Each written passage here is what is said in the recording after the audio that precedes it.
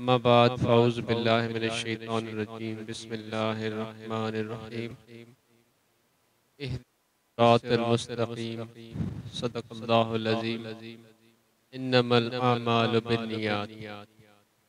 معزز سامعین اکرام، الحمدللہ کسی ایسی محفل میں شریک ہونا جہاں پر سب ایک مقصد سے بیٹھے ہوں، سب یہ ایک دل میں خیال لے کر آئے ہوں کہ وہاں پر جب ہم بیٹھیں گے اپنے شیخ کو یاد کریں گے، ان کی فیوز و برکات، ان کی توجہات کو حاصل کریں گے، اللہ کا ذکر کریں گے، آقا نامدار حضرت صلی اللہ علیہ وآلہ وسلم کی محبت اور ان کے فیوز و برکات کی طلب رکھیں گے اپنے دل میں، تو یہ بڑی خوش قسمتی اور بخت کی بات ہے۔ میں تو اس محبت اور اس شوق کو صرف دوسرا انسان ہی محسوس نہیں کرتا، جو جاندار نہیں بھی ہے وہ بھی اس محبت کو محسوس کر سکتے ہیں۔ تبھی تو کہا گیا ہے، ہمیں فرمایا گیا ہے کہ ہم جس دین اسلام پہ ایمان لائے ہیں، جس کا ہم کلمہ پڑھتے ہیں، ہمیں یہی بتایا گیا ہے کہ قیامت کے دن جتنی بھی چیزیں ہیں وہ آپ کی نیتوں اور اعمال کی شاہدی دیں گی۔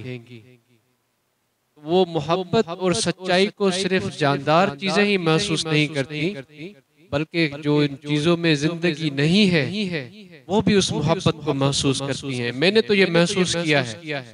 اس طرح دربار عالیہ اللہ پاک شریف پر یا جو بھی مراکز ہیں جہاں پر ہمارے شیخ کا پیغام، ان سے محبت کرنے والے، سلسلہ عالیہ سے محبت کرنے والے موجود ہوتے ہیں، وہاں کی در و دیوار کی کیفیت ہی الگ ہوتی ہے۔ کسی اچھی جگہ پر چلے جائیں، کسی ہوٹل میں بیٹھیں، کہیں پہ کھانا کھائیں، تو وہ کیفیت محسوس نہیں ہوتی۔ اس کی نسبت جب ہم کسی ایسی جگہ پر جاتے ہیں جہاں پر ہمارے شیخ کے قدم لگے ہوں، ان کی نسبت میسر ہو، ان کی صحبت میسر ہو، تو وہاں کی جو غیر جاندار چیزیں ہیں ان سے بھی ایک انس اور محبت محسوس ہوتی ہے۔ تو یہ ایسے ہی نہیں ہے کہ بس یہ ایک دو یک طرفہ بات ہے، بس یہ ایسے ہی محسوس ہوتا ہے، نہیں، یہ اللہ کا خاص کرم ہے، یہ آقا نامدار حضرت صلی اللہ علیہ وآلہ وسلم کی خصوصی توجہات ہیں، یہ سلسلہ عالیہ کی برکتیں ہیں جس کی وجہ سے یہ چیزیں مقصود اور میسر ہو پاتی ہیں۔ میرے دوستو، جس طرح میں نے قرآن کریم سے چند الفاظ آپ کی خدمت میں پیش کیے جس میں صراط مستقیم کی بات کی گئی ہے، اب جس طرح ہم صراط مستقیم کو اگر ہم اس کا ترجمہ کرتے ہیں اردو میں، تو ہم کہتے ہیں سیدھا راستہ۔ اب سیدھا راستہ، کسی کے ذہن میں کوئی سڑک بھی آ سکتی ہے، کسی کے ذہن میں کوئی باغ کے بیچ میں بڑی خوبصورت پگڈنڈی اس کے ذہن میں آ سکتی ہے جس کی وہ مثال لے کے خود کو سمجھا سکتا ہے، مگر میرے ذہن میں جو محسوس ہوتا ہے سیدھا راستہ، وہ استقامت مجھے محسوس ہوتی ہے۔ یہ ایک مسلسل جستجو کا نام ہے میرے خیال میں، ایک مسلسل کوشش کا نام ہے جس کو صراط مستقیم کہا گیا ہے۔ اور پھر کوشش تو مستقل ہو سکتی ہے، ہم روز 5 وقت مسجد میں آ کے نماز پڑھ سکتے ہیں، یہ بھی ایک کوشش ہے، ہم اعتکاف میں بیٹھ گئے، یہ بھی کوشش ہے، ہم نے روزہ بھی رکھا، یہ بھی کوشش ہے، ہم نے حج بھی کیا، عمرہ بھی کیا، احادیث بھی یاد کی، تلاوت بھی کی قرآن کریم کی، یہ سب کوششیں ہیں۔ مگر پھر جس طرح نیت میں کی بات آ گئی جو میں نے احادیث سے آپ کے سامنے بیان کی کہ آپ کی کوشش یا عمل کا دار و مدار آپ کی نیت پر ہے۔ اب وہ ہم نے سیدھے راستے کی کوشش تو جاری رکھی، ہم مسلسل جا بھی رہے ہیں، ہم نے اپنا حلیہ بھی ویسا بنا لیا، لوگوں کی نظر میں ہم حاجی بھی بن گئے، ہم قاری بھی بن گئے، ہم عالم بھی بن گئے، بظاہر اب سب دوست لوگ دیکھ رہے ہیں کہ بھائی ماشاءاللہ یہ تو سیدھے، سب کہتے ہیں نا بھائی حاجی صاحب سیدھے راستے سے لگ گئے ہو، ماشاءاللہ، مگر اب میری نیت کیا ہے؟ کیا میری نیت یہ تھی کہ لوگ کہیں کہ بھائی اب سیدھے راستے پہ آ گیا ہے؟ کیا میں نے یہ چاہا کہ خود کو بس یہ تسلی دے دی میں نے، ہاں بس اب نماز بھی میں نے پڑھ لی ہے، میں سنت بھی پڑھتا ہوں، میں نفل بھی پڑھتا ہوں، اب میں نے تلاوت بھی کرنی شروع کر دی ہے، دیکھیں اب اس کا ثبوت بھی آ گیا کہ وہ فلاں شخص بھی مجھے کہہ رہا تھا ماشاءاللہ بھائی آپ سیدھے راستے پر لگ گئے، ماشاءاللہ آپ کے باغ اچھے ہو گئے۔ اب خود کو ہم تسلی دینے کے پیچھے لگ جاتے ہیں کہ اس نے بھی کہہ دیا، اس نے بھی ثبوت دے دیا، ماشاءاللہ سب مجھ سے محبت دیتے ہیں، پیار دیتے ہیں، مگر آپ کی اور میری نیت کیا یہ تھی؟ اگر میری نیت اور آپ کی نیت یہ تھی کہ لوگ ہمیں داد دیں، پھر یہ ساری کوششیں، ساری جستجو، یہ صراط مستقیم نہیں ہوئی میرے دوستوں۔ یہ خالی جو ہے نا وہ آپ بھونگے مار رہے ہیں ہم، خالی آپ کریم صلی اللہ علیہ وسلم نے فرمایا نا کہ ایسے بھی لوگ ہوں گے میری امت میں جن کو دیکھ کر آپ کو اپنی عبادتیں کم لگے گی، جن کے ہر لفظ میں قرآن کا ذکر ہوگا مگر قرآن ان کی حلق سے نیچے نہیں اترے گا، اور وہ ایسے نمازی ہوں گے جو نماز پڑھ کے نکلیں گے مگر وہی نماز ان کے منہ پہ فرشتے دے ماریں گے۔ تو پھر یہ کیا ہم پسند کیا کرتے ہیں؟ اس کا فیصلہ ہمیں ضرور کرنا چاہیے۔ ہم واہ کو پسند کرتے ہیں، ہم دکھاوے کو پسند کرتے ہیں، ہم تعریف کو پسند کرتے ہیں، ہم خود پسندی میں مبتلا ہیں۔ یہ چیزیں میں آپ کے سامنے اس لیے عرض کر رہا ہوں تاکہ آپ کو اور ہمیں پتہ ہونا چاہیے کہ ہم مسجد میں کیوں آتے ہیں، ہم تلاوت کیوں کرتے ہیں۔ ہمیں یہ ضرور خود سے پوچھنا چاہیے، جب بھی مسجد میں پہلا قدم رکھیں ہمیں خود سے پوچھنا چاہیے کہ میں مسجد میں کس لیے جا رہا ہوں، میری نیت کیا ہے، میرا مقصد کیا ہے، میں چاہتا کیا ہوں۔ تو اسی مقصد کو، اسی نیت کو درست کرنے کے لیے ہمیں اپنے شیخ کی صحبت میسر ہے، ان کے فرمودات میسر ہیں، ان کی تعلیمات میسر ہیں۔ اب میرے جیسا ناقص بندہ تو نیت کو درست نہیں کر سکتا۔ اب میں خود کی پسند کو ہی نہیں پہچان سکا، میں اس بات کا فیصلہ ہی نہیں کر سکا کہ جو میں کام کر رہا ہوں وہ میرے لیے باعث مقبولیت بنے گا یا باعث ہلاکت بنے گا، مجھے پتہ ہی نہیں ہے اس چیز کا۔ میں جو گفتگو کر رہا ہوں یا میں جو بات کر رہا ہوں بظاہر تو بڑی اچھی لگ رہی ہے، بظاہر تو بڑی طاقتور اور پرجوش اور مستحکم لگ رہی ہے، مگر اس کے پیچھے سچائی اور حقیقت کتنی ہے؟ اس نیت کو درستگی کرنے کے لیے اللہ کے کامل ولی کی صحبت کی ضرورت ہوتی ہے۔ تو ماشاءاللہ آپ سب دوست اس نسبتی یافتہ ہیں اور ہمارے حضور قبلہ عالم محبوب سجن سائیں دامت برکاتہم عالیہ کی نسبت ہمیں میسر ہے۔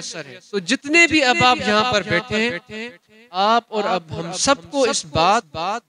خود پر فرض کرنی چاہیے کہ کوئی بھی کام کرنے سے پہلے ہم ضرور خود سے پوچھیں گے کہ ہماری نیت کیا ہے، اور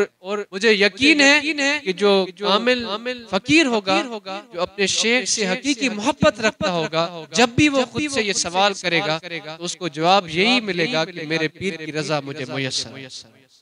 کیوں؟ کیونکہ پیر کی رضا میں آقا نامدار کی رضا ہے،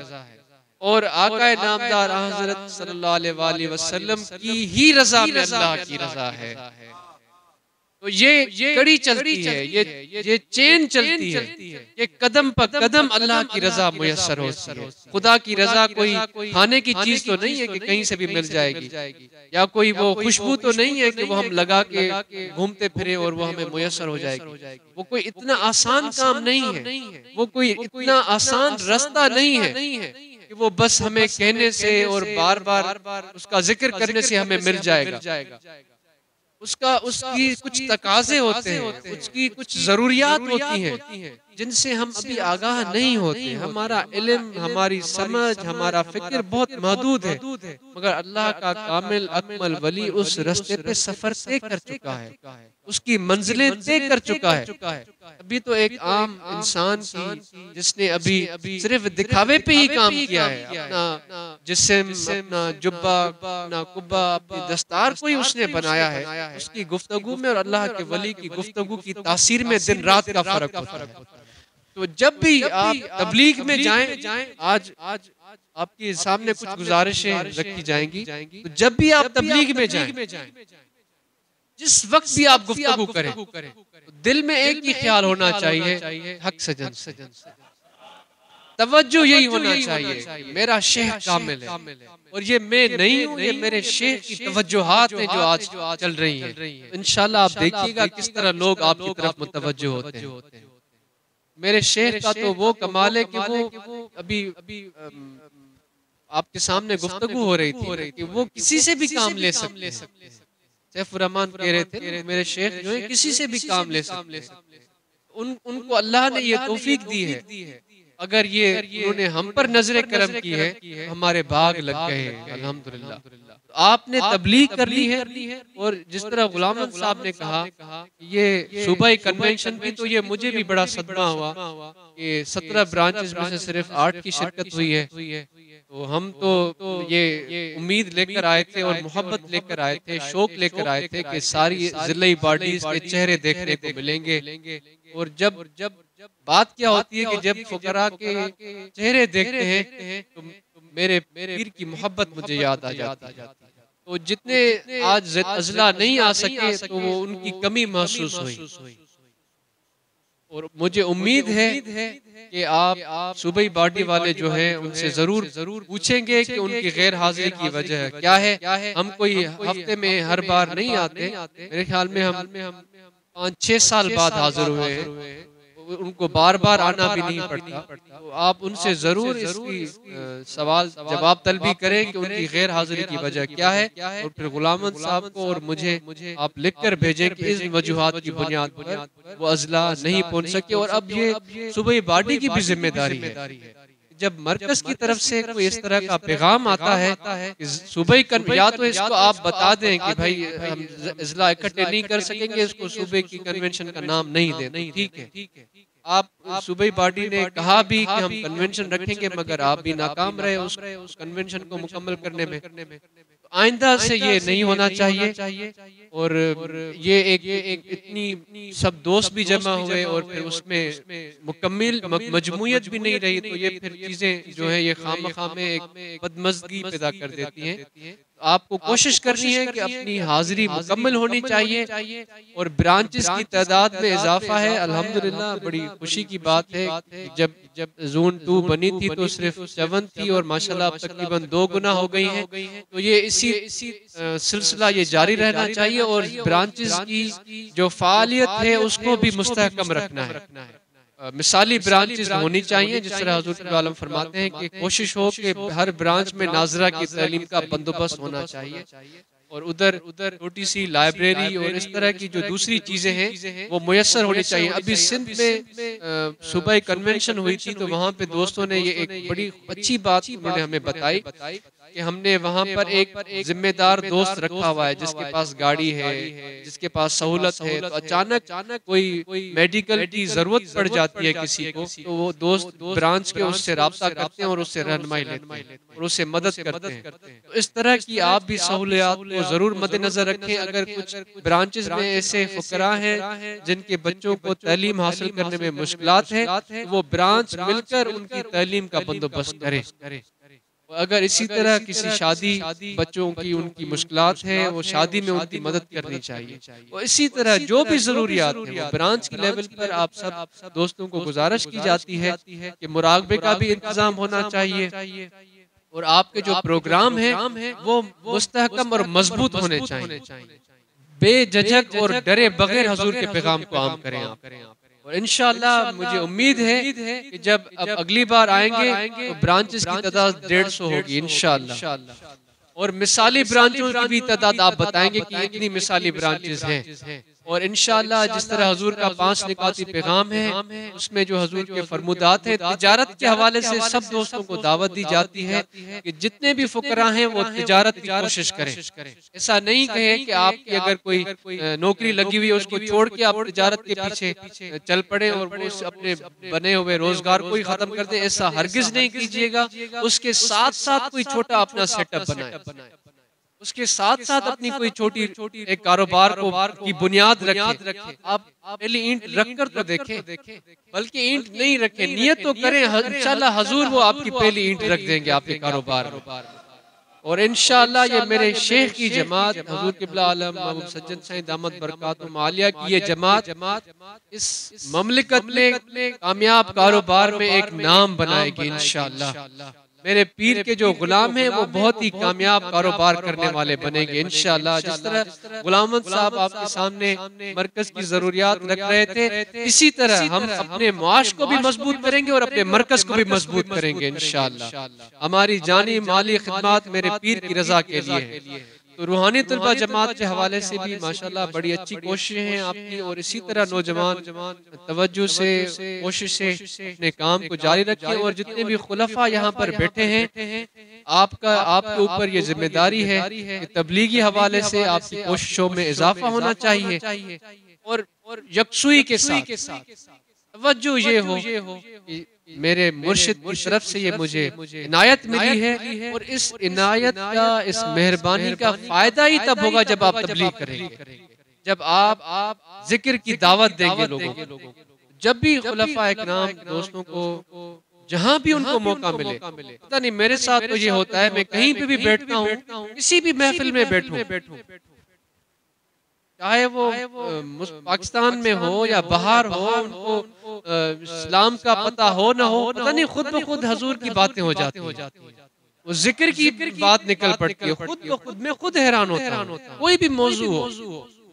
کہیں نہ کہیں سے میرے ذہن، میرے زبان پہ یہ ذکر آ ہی جاتا ہے۔ تو آپ نے بغیر ڈرے، بلا جھجک اگر کوئی خیال رکھنا ہے تو دل میں حضور کی محبت کو بہت ہی عقیدت اور احترام سے محسوس کرنا ہے، اور تبلیغ میں نکلنا ہے۔ انشاءاللہ وہ دن دور نہیں ہے کہ ملتان اور پنجاب زون 2 میں جتنے بھی بڑے شہر ہیں، بھاولپور ہے، بہاڑی ہے، رحیم یار خان ہے، خانیوال ہے، یا جتنے بھی اور اضلاع ہیں، جھنگ ہے، وہ دن دور نہیں ہے جہاں پہ ہر کونے سے حق سجن سائیں کی صدایں آئیں گی انشاءاللہ۔ تو جو گزارشات آپ کے سامنے عرض کی گئی تھی ان کو ضرور مد نظر رکھیے گا، اور اپنے گھروں کے ماحول کو اچھا بنائیں، اپنے بچوں پر خاص توجہ دیں، ان کی تعلیم اور تربیت کے لیے ان کو لائق بنائیں، تاکہ وہ اس دنیا کے میدان میں آگے بڑھیں، اور ایک اچھے کامل فقیر نسبت یافتہ ان کو والدین کی تربیت میسر ہے تو اس کا بھرپور فائدہ ان کے اخلاق اور کردار میں نظر آنا چاہیے۔ والدین سے گزارش ہے کہ اپنے بچوں پہ شفقت کریں، ان پہ غصہ نہ کریں، خاص کر کے ان پہ طنز تو آپ کو قطعاً نہیں کرنی چاہیے اپنے بچوں پہ، اور اگر آپ کے سامنے کوئی آپ کے بچوں کا مذاق اڑا رہا ہے، ان پہ طنز کر رہا ہے، تو آپ کو اپنے بچوں کی سائیڈ لینی چاہیے۔ ایسے نہیں کہ ان کی کسی غلط بات پہ آپ ان کو منع کریں، کم از کم آپ کا بچہ یہ